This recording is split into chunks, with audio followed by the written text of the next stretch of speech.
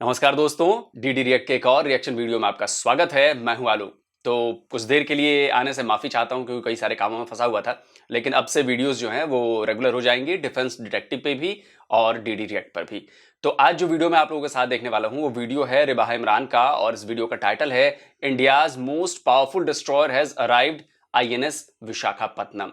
तो अभी जो हमने नेवी में कमीशन किया है आईएनएस विशाखापत्तनम डिस्ट्रॉयर है, तो स्टेल्थ डिस्ट्रॉयर है, तो उस पर पाकिस्तानी जनता क्या कह रही है, आइए जरा देखते हैं।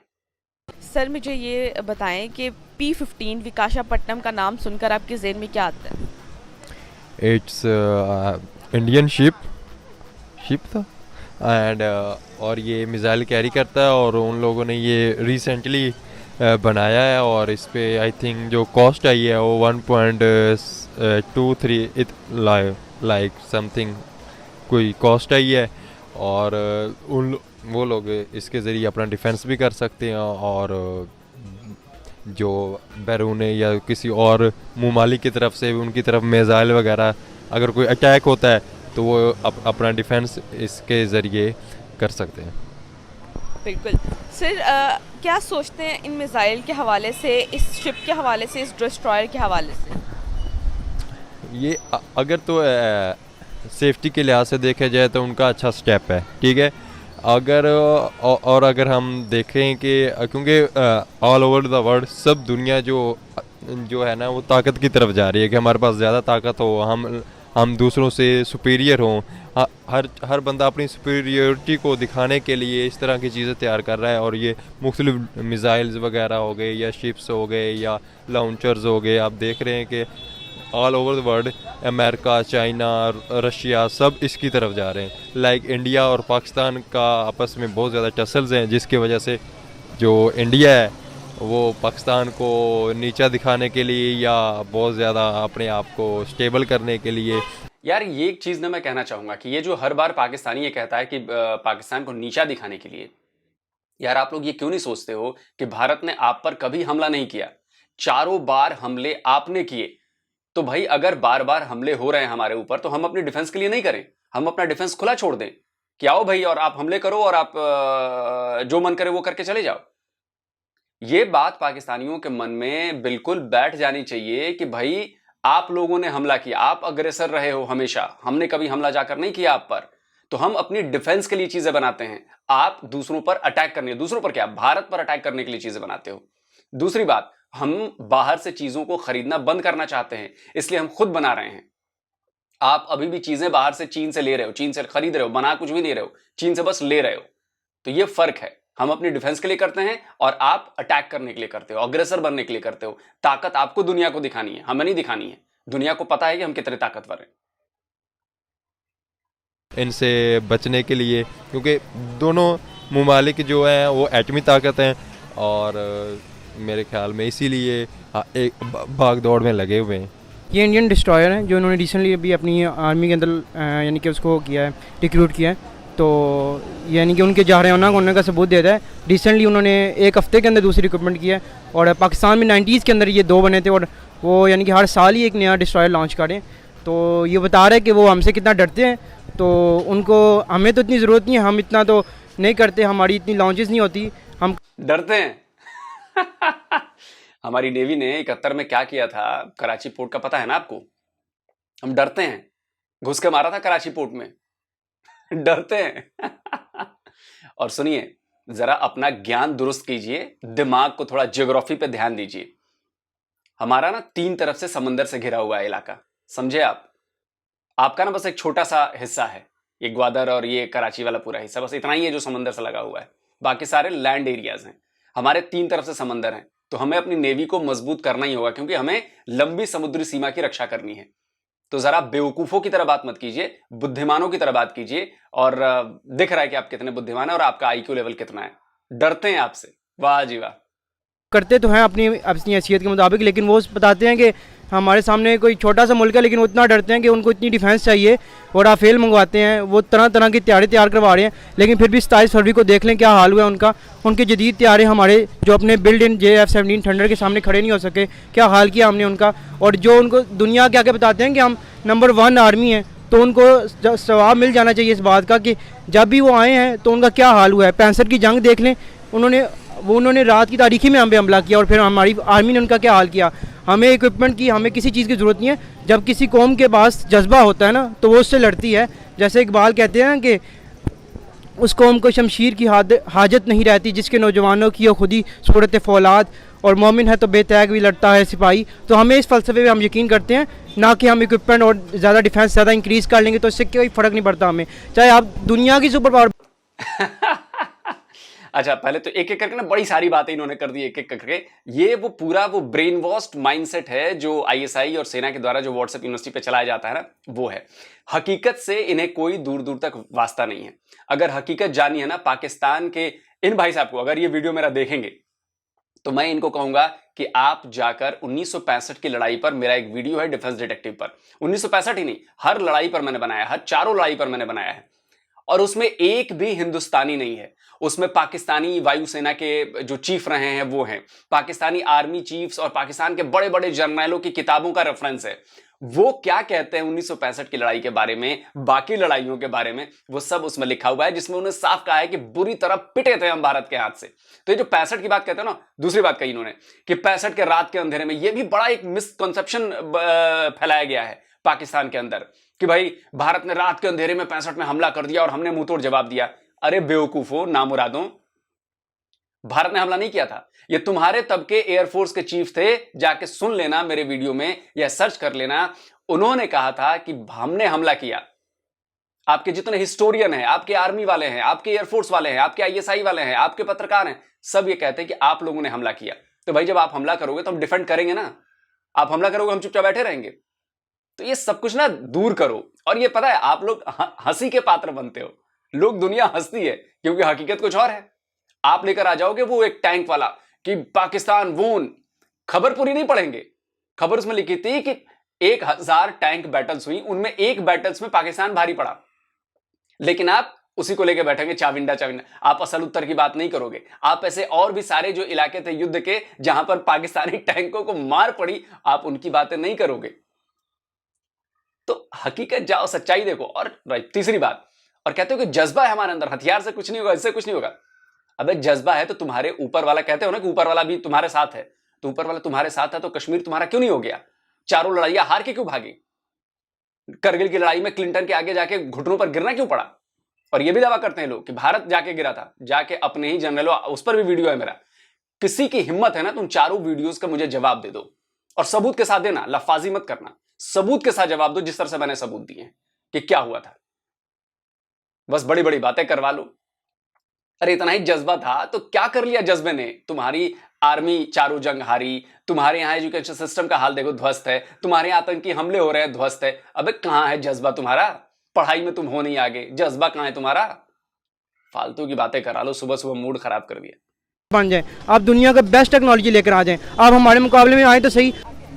ऐसी पॉलिसी नहीं लानी चाहिए जिससे खित्ते का अमन तबाह हो, ठीक है। आपने जैसे एग्जांपल दिए हैं बड़ी ज़्यादा। अब मुझे ये बताएं कि अगर कोई मुल्क अपने डिफेंस पे काम करता है, अपने सेल्फ डिफेंस के लिए काम करता है, क्या वो किसी को नुकसान पहुंचाने के लिए कर रहा है? जिसकी भारत कर रहा है। बात होती है यहाँ पे उसके हमसाये में बहुत ज़्यादा दुश्मन हो तो वो अपना डिफेंस इंक्रीज़ करता है क्योंकि उसे खतरा होता है। तो हमने कभी उनको अपना दुश्मन समझा नहीं।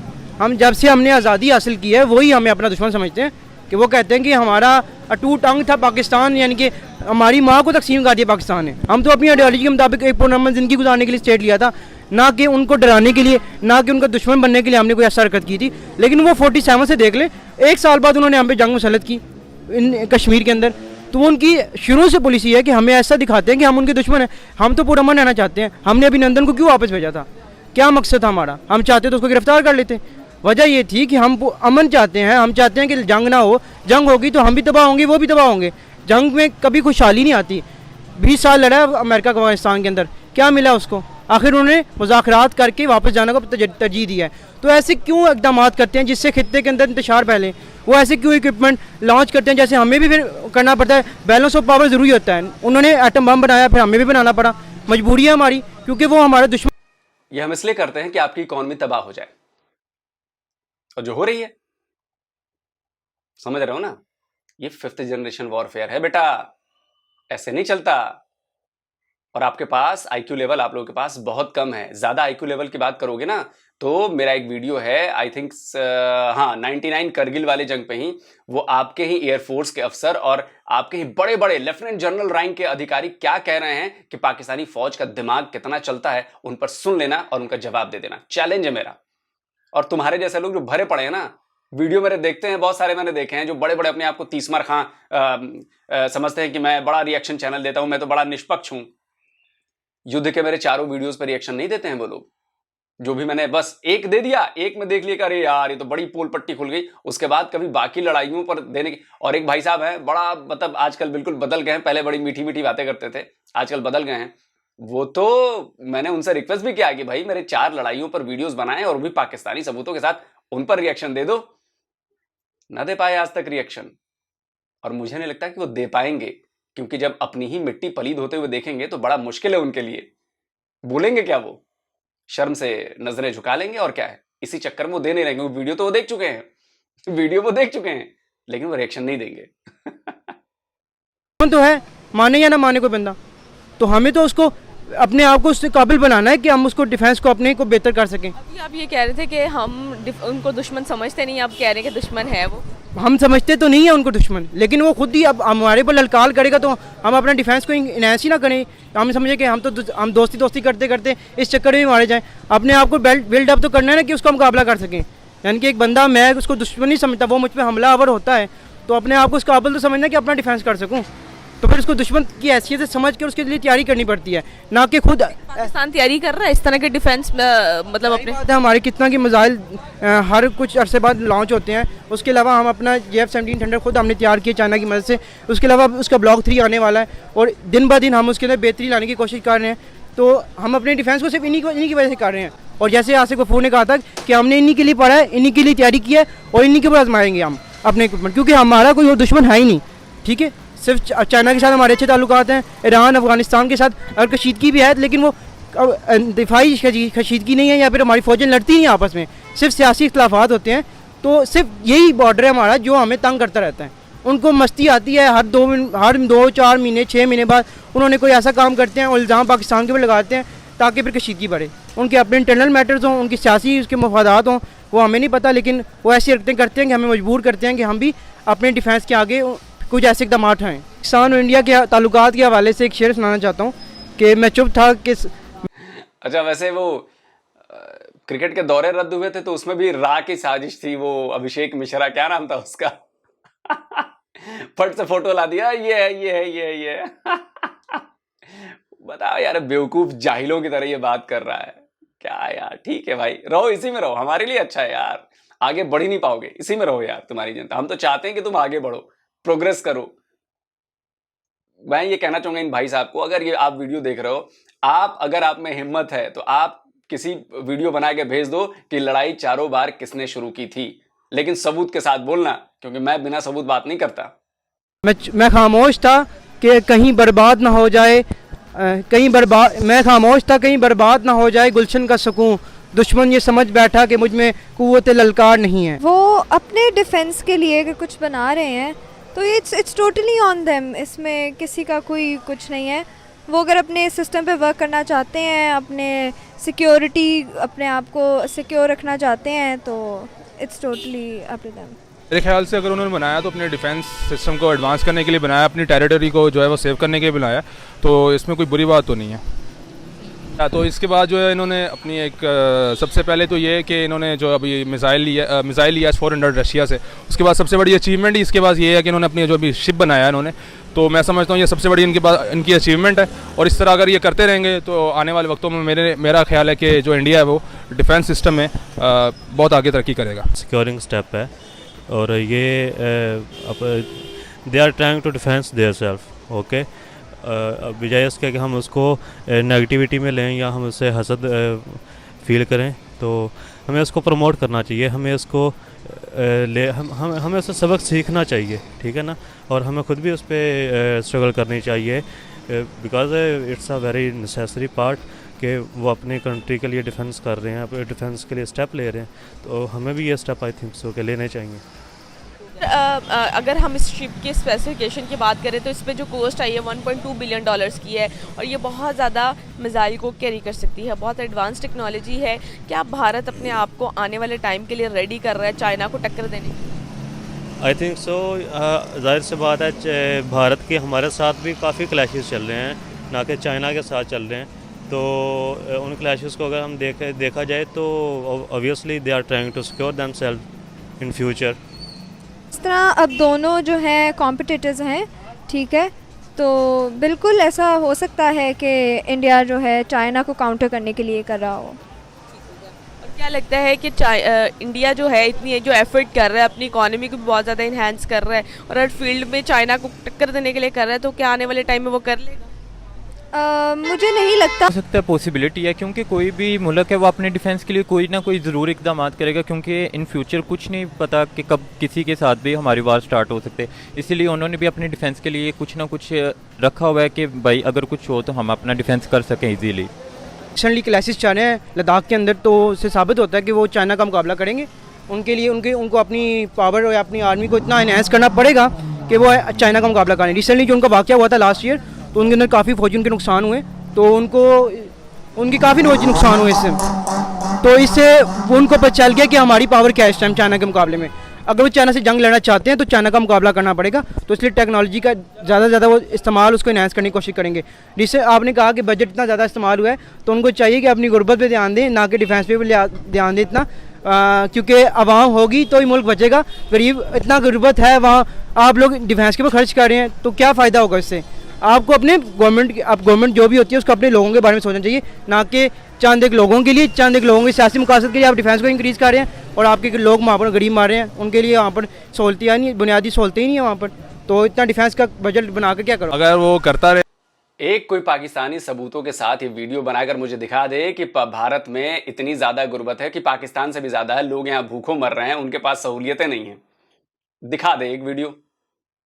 देखिए इतना बड़ा मुल्क है ना, आप बहुत छोटे से हो, आप 20-22 करोड़ हो, हमारे पास 140-35-40 करोड़ लोग हैं, तो थोड़ी बहुत दिक्कत है ना, वो तो आपके यहाँ भी है। अगर परसेंटेज वाइज निकाली जाए तो गरीबी आपके यहाँ ज़्यादा है, भूखमरी आपके यहाँ ज़्यादा है, महंगाई आपके यहाँ ज़्यादा है। आटा शक्कर चीनी खरीदने में मज़ा आ रहा है ना, पेट्रोल खरीदने में मज़ा आ रहा है ना, हमें कोई दिक्कत नहीं है, हम अपना काम कर रहे हैं, सरकारें हमारे ऊपर ध्यान दे रही है, ऐसा नहीं है कि नहीं दे रही है। गरीबों को फ्री राशन मिलता है, वो भूखे नहीं मर रहे कभी भी, सरकार की तरफ से फ्री गेहूं, फ्री अनाज, सब बहुत कुछ फ्री मिल रहा है, बहुत सस्ते रेटों पर चीनी मिलता है।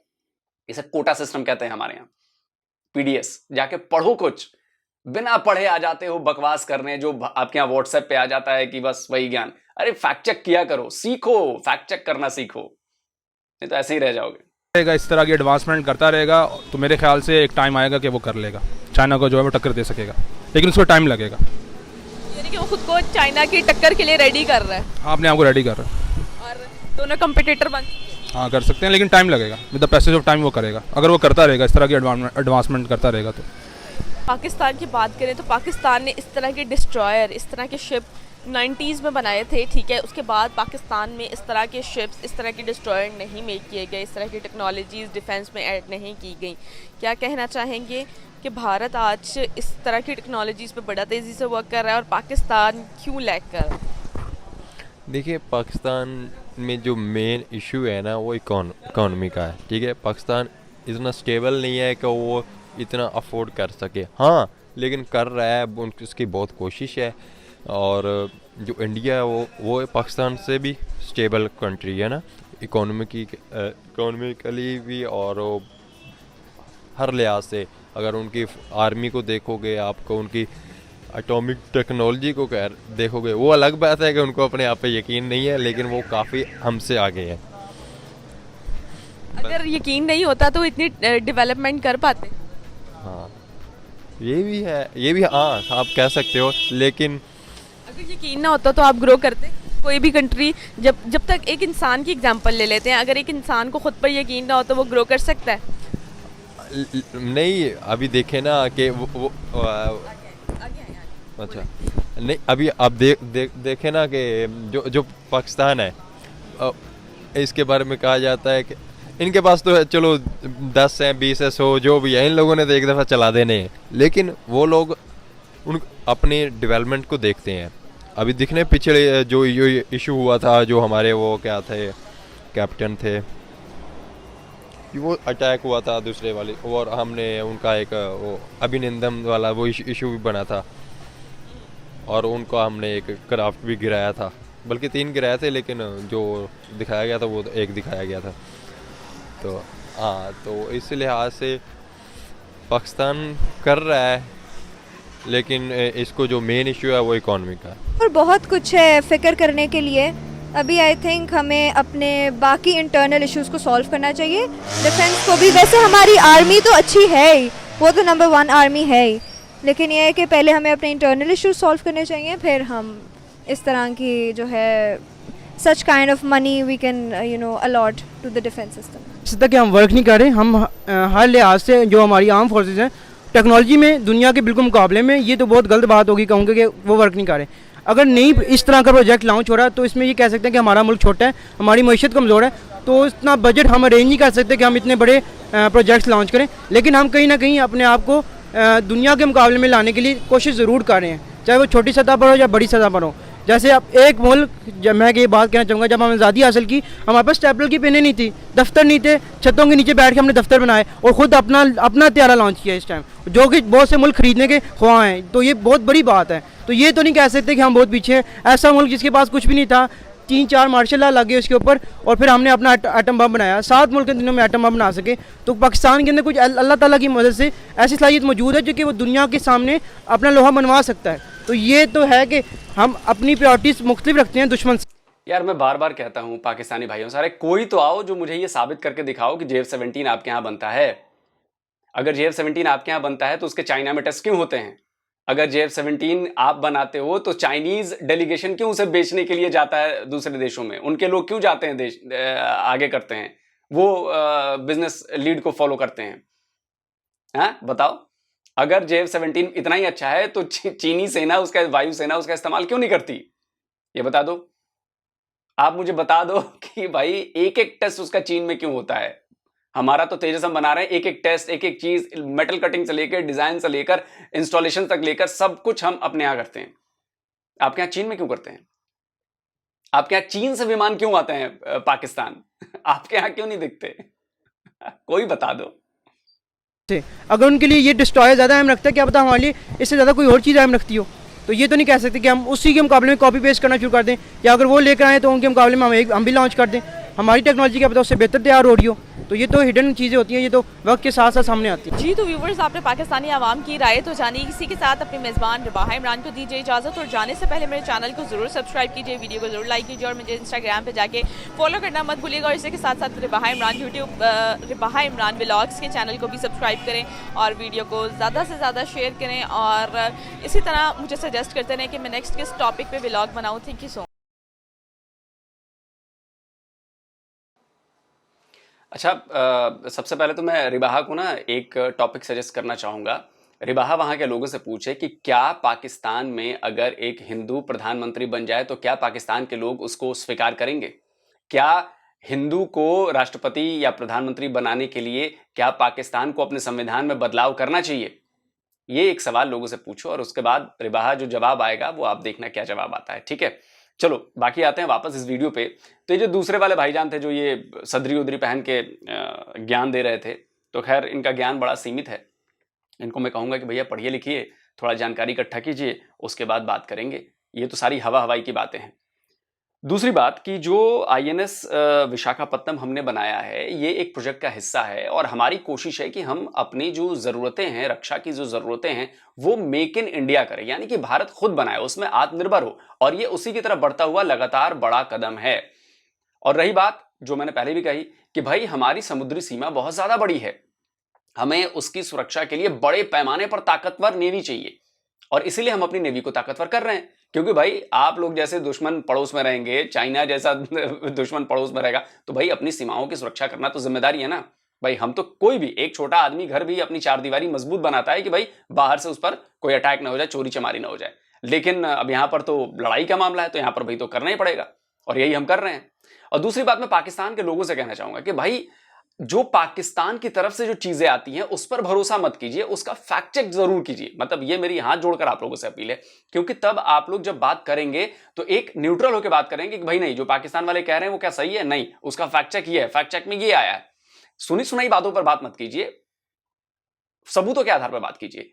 और तब जब आप बात करेंगे तब आप मजाक के पात्र नहीं बनेंगे, नहीं तो दुनिया आपका मजाक उड़ाती है। अब जैसे ये भाई साहब हैं, इनका मजाक उड़ेगा, इसलिए उड़ेगा क्योंकि इनका सच्चाई से कोई वास्ता ही नहीं है। ये कह रहे हैं कि भारत दुश्मन है, अगर दुश्मन है तो भारत ने हमला क्यों नहीं किया आप पर आज तक? आप कहते हैं कि आप अमन पसंद हो, अमन पसंद हो। हमारे यहां से हमारे पीएम बस लेकर जाते हैं लाहौर और वहां से करगिल हो जाता है। आप अमन पसंद हो। यहां से नवाज शरीफ से मिलने हमारे पीएम जाते हैं और वहां पे पठानकोट हो जाता है। ये आप अमन पसंद हो। मुंबई हमला किसने कराया? मुंबई में होटल पे और जो 3 जगह पे हमले हुए, वो कहां के आतंकवादी आए थे, कहां के लोग थे, वो कहां के हमले किए उन्होंने? तो ये तो बड़ा अच्छा लगेगा, भारत को हमने नुकसान पहुंचाया। नहीं नहीं, हम अमन की भी बात करते हैं। अबे चलो बे, अमन की बात करते हो। माइंडसेट जब तक आप बदलेंगे नहीं, और आप इसी तरह तबाह होते रहेंगे। अगर आपने अपना माइंडसेट भारत के टुवर्ड्स नहीं बदला तो आप ऐसे ही तबाह होते रहेंगे। ऊपर वाला भी देख रहा है, ऊपर वाला आपको सजा दे रहा है, ऊपर वाला भी आपके साथ नहीं है। वो देख रहा है कि आप लोग ज्यादती कर रहे हो, इसलिए आपकी इकोनॉमी की हालत खराब है। तो इसलिए आप अपने डेवलपमेंट पर ध्यान दें, हमें अपने डेवलपमेंट पर ध्यान देने दें। तो दोस्तों, जल्दी हाजिर होता हूं एक और नए वीडियो के साथ। नमस्कार, जय हिंद।